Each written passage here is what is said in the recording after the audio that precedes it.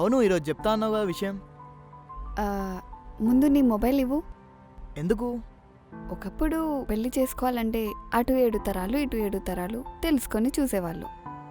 ఇప్పుడున్న జనరేషన్లో జనాల మైండ్ సెట్ చాలా అడ్వాన్స్ అయిపోయింది. నీ గురించి తెలుసుకోవాలంటే 10 మినిట్స్ నీ మొబైల్ చూస్తే చాలు, తెలిసిపోతుంది. ఓకే.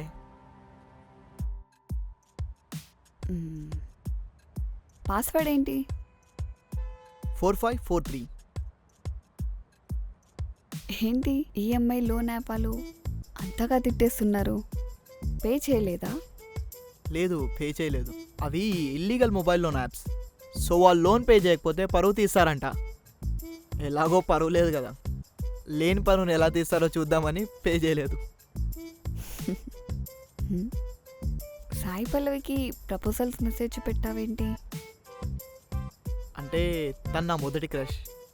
తన ఫిదా సినిమా చూసి ఫిదా అయిపోయా. మరి తన్నే పెళ్లి చేసుకోవాల్సింది, నా వెంట ఎందుకు పడుతున్నావు? నీ డీపీలో మహేష్ బాబు ఉన్నాడు, అయితే నువ్వు మహేష్ బాబుని పెళ్లి చేసుకున్నావా? సర్లే కానీ ఒకటి అడుగుతా, నిజం చెప్పు. నీకు లవ్ స్టోరీస్ ఏం లేవా? లేదని ఎవరన్నారు? ఉండేది 6 months బ్యాక్, బ్రేకప్ అయిపోయింది. అవునా? ఎందుకు? ఎందుకంటే యాక్చువల్గా ఆపు, వద్దులే. నీ లవ్ స్టోరీ విని అంత ఓపిక లేదు కానీ తప్పెవరిది? నాదే. ఓ అవునా, సరే వెళ్దాం పద. అదేంటి, రీజన్ అడగవా?